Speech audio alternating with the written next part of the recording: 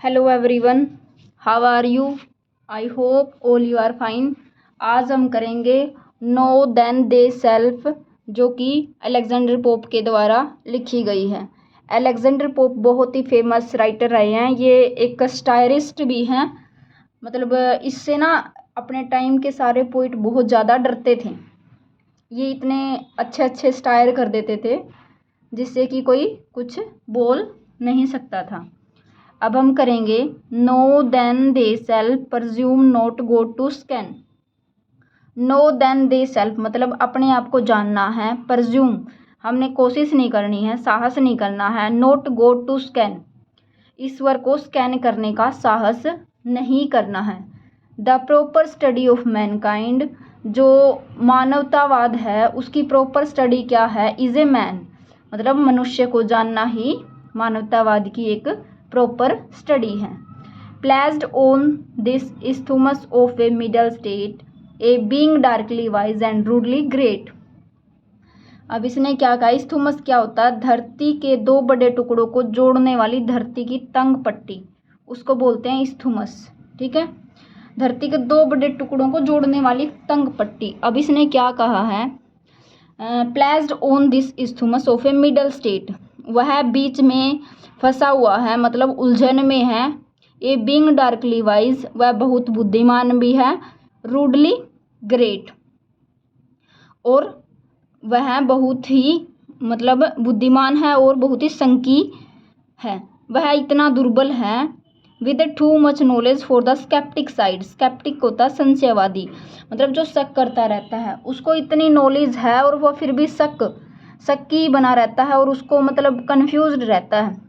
Sceptic side मतलब confused, मतलब उसको समझ ही नहीं आता है कि वो अपनी ज़िंदगी में करे तो क्या करे, क्या आराम करे या काम करे, आराम करे या काम करे। With too much weakness for the stoic pride, stoic होता है वैरागी।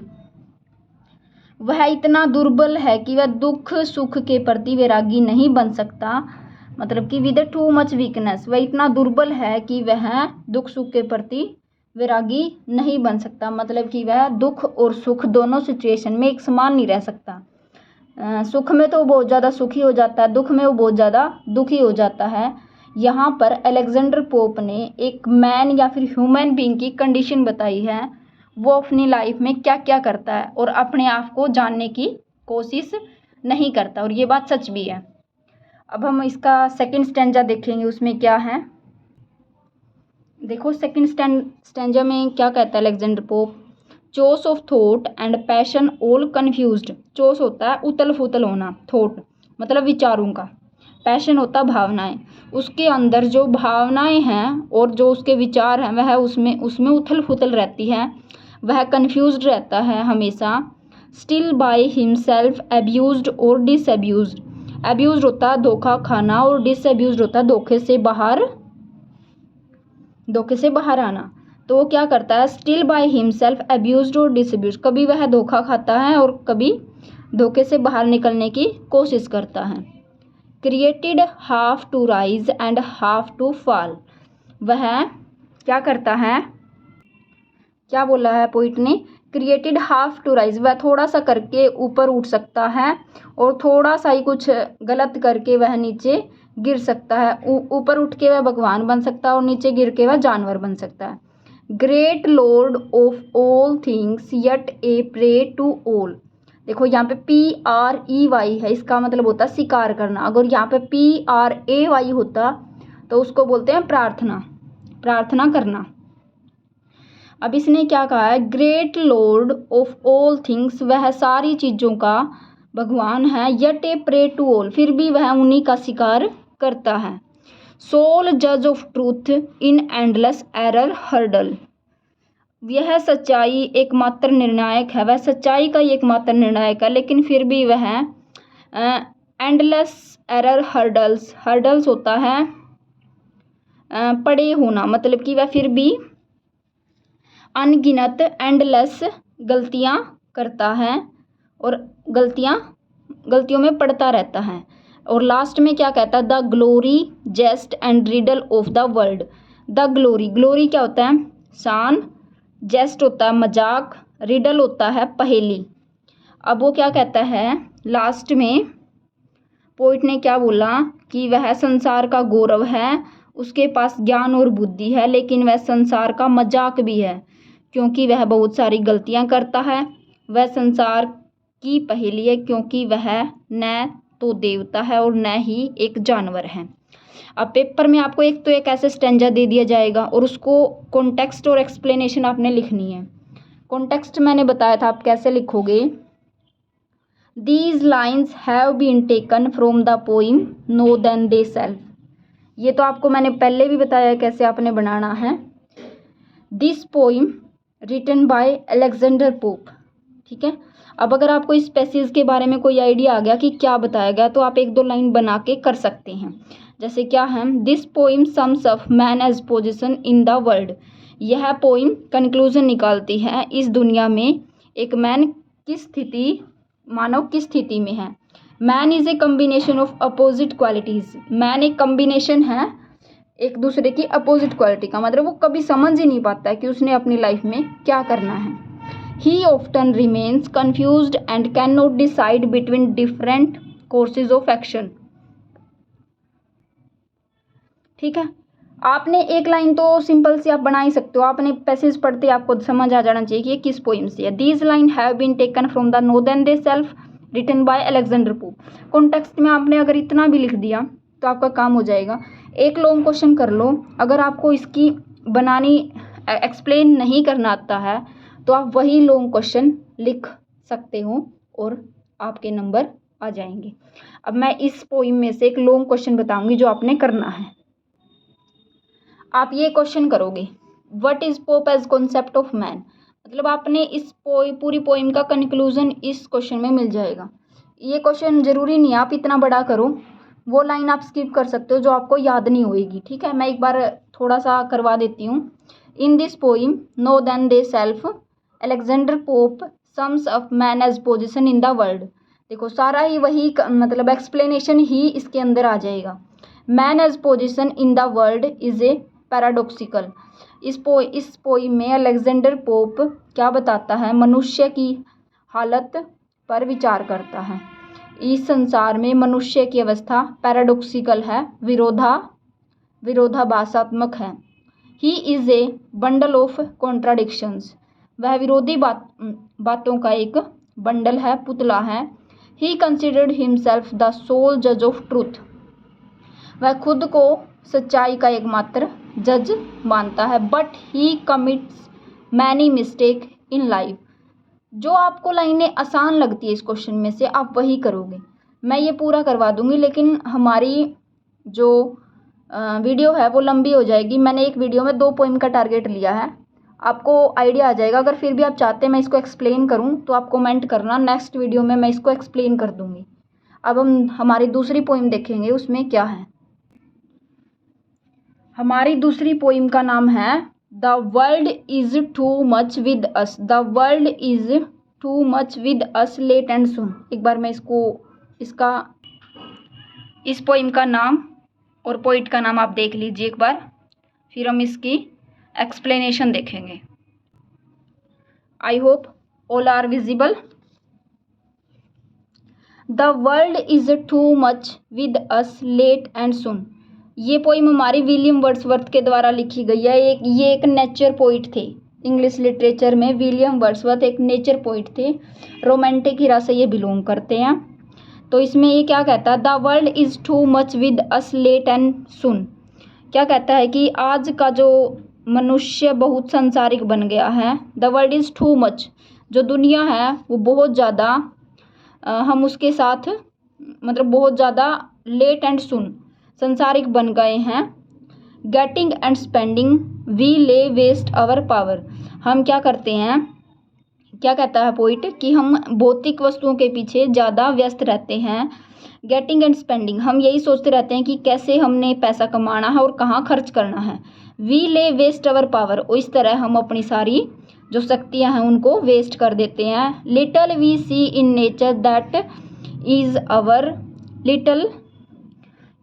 इस प्रकार हम अपनी शक्तियाँ नष्ट कर देते हैं और हम प्रकृति में कोई little we see in nature that in ours, और हम अपनी जो प्रकृति है उसमें कोई भी इंटरेस्ट नहीं दिखाते। We have given our hearts away a sordid boon. We have given hearts away a sordid boon क्या होता है? बून होता है वरदान, सोर्डिड होता है बुरा, बुरा वरदान। क्या बोला है पोइट ने? हमने अपने हृदय को भौतिकवादी कामों में इतना सौंप दिया है कि यह एक सोर्डिड बून है, मतलब कि बुरा वरदान है, बुरा सौदा है। इस प्रकार we have given our hearts away, हमने अपने आप को मतलब इसमें इतना मतलब थोप दिया है इस दुनिया की भौतिकवादी चीज़ों के प्रति कि हम सब कुछ नेचुरल चीज़ें हैं उन सबको भूल चुके हैं। तो मैंने बताया था ये पोइट विलियम वर्ड्सवर्थ एक नेचुरल पोइट हैं, नेचर पोइट हैं। तो ये अपनी प्रकृति के बारे में ही बात करेगा। भौतिकतावाद पर ये प्रहार करता है इस पोइम में। सेकंड स्टैंजा में क्या है? इस पोइम के सेकंड स्टैंजा में क्या है? Great God I did rather be a pagan suckled in a creed outworn. Pagan होता है एक प्राचीन धर्म। ग्रेट गॉड महान भगवान, I did rather be a pagan suckled in a creed outworn. Creed होता है धर्म को हम क्रीड बोलते हैं, सकल्ड होता है पालन पोषण करता हुआ। पोइट क्या कहता है कि वह एक ऐसा पेजन किसको बोला? एक प्राचीन धर्म है ये, वो इस धर्म में ऐसा नहीं बनना चाहता। सकल्ड क्या बोला? पालन पोषण। इन ए क्रीड आउटवर्ड, जो कि सिर्फ धर्म का ही पालन करे। So might I standing on this pleasantly. So might pleasantly होता है सुंदर चारागाह, जो कि इस प्रकृति प्लेजेंटली सुंदर चारागाह। आई स्टैंडिंग जो माइट, सो माइट मतलब बहुत कम चीज़ के लिए हम यूज़ करते हैं। सो माइट जो बिल्कुल भी मतलब चारागाह के साथ न खड़ा हो, वो एक ऐसे धर्म का समर्थन नहीं करना चाहता। Have a glimpses that would make me less forlorn. Forlorn का मीनिंग क्या होता है? फोर्टलोन होता है अकेला, और ग्लिम्पसेस होता है दृश्य। ग्लिम्पसेस दृश्य। Have glimpses that would make me less, इस लाइन की हिंदी देखो क्या बनेगी? हैव ग्लिम्पसेस ऐसे दृश्य, that would make me less forlorn ऐसे दृश्य नज़र आएंगे अगर हम नेचर की तरफ देखेंगे जो उनके फॉरलोन मतलब अकेलेपन को लेस मतलब कम कर देंगे। Have a sight of Proteus rising from the sea. Proteus एक देवता है जो कि समुंदर से उत्पन्न हुआ है। और hear old Triton blow his wreathed horn. Wreathed horn. Proteus और ट्राइटन एक समुद्री देवता हैं। उन्होंने क्या कहा है कि जब कवि समुद्री देवता पोर्टियस तथा अन्य समुद्री देवता और ट्राइटन्स को देखता है जो कि नेचर की वर्शिप करते हैं और वह ऐसे धर्म को फॉलो करना चाहता है। इस पोइम में कवि क्या कहता है कि हमने भौतिकतावादी चीज़ों से दूर हटके नेचर की जो चीज़ें हैं उनकी तरफ हमें ध्यान देना चाहिए। अब इसका एक क्वेश्चन देख लेते हैं। कॉन्टेक्स्ट वही जो मैंने पहले भी बताया। These line have been taken from the poem the world is too much with us, written by William Wordsworth. Poem के नाम से ही आपको क्लियर हो जाना चाहिए, world is too much with us. हम इस संसारिक जीवन में कैसे भौतिक वस्तुओं के पीछे व्यस्त हो गए हैं और नेचर से दूर हो रहे हैं। अब इसका क्वेश्चन है जो लॉन्ग क्वेश्चन देखो इसका क्या है। What is the theme of the poem The world is too much with us? आपने अगर किसी पैसेज की एक्सप्लेनेशन ना करनी आए, मैं एक ही क्वेश्चन करवा रही हूँ, आप उस क्वेश्चन को क्वेश्चन आंसर में भी आपको वो काम आएगा और आप एक्सप्लेनेशन में भी अगर वही क्वेश्चन लिखोगे तो आपके नंबर आराम से देगा एग्जामिनर, कोई दिक्कत वाली बात नहीं है। बट कुछ भी ऐसे फालतू बकवास नहीं लिखनी है, बिकॉज आपका इंग्लिश का पेपर लैंग्वेज का पेपर होता है जिसमें कोई मिस्टेक नहीं होनी चाहिए। The world is too much with us is one of the best sonnet of William Wordsworth. जो ये पोइम है एक बेस्ट सोनेट है विलियम वर्ड्सवर्थ की। सोनेट एक पोइम का प्रकार होता है। In this poem the poet laments at the materialism of a man. इस कविता में कवि मनुष्य के भौतिकतावाद पर अफसोस प्रकट करता। The man of today's is always busy in material pursuit of life. आज जो मनुष्य है वो ऑलवेज बिजी किसमें, मेटीरियलिस्टिक परसुएट्स ऑफ लाइफ, जो भौतिकतावादी वस्तुओं में बहुत ज़्यादा बिजी है। He is a cut off from nature से कट हो गया है। He is so busy in earning and spending money, वो बहुत ज़्यादा बिजी है पैसे कमाने और उनको खर्च करने में। That he has no time for the beauties of nature. The poet wishes that he would become a pagan, a worshipper of the forces and of nature's god and goddess. आपको ना एक लाइन वाले जो question आते हैं उसमें ये भी आ सकता है, पैगन क्या होता है? A worshipper of a forces of nature as a god and goddess.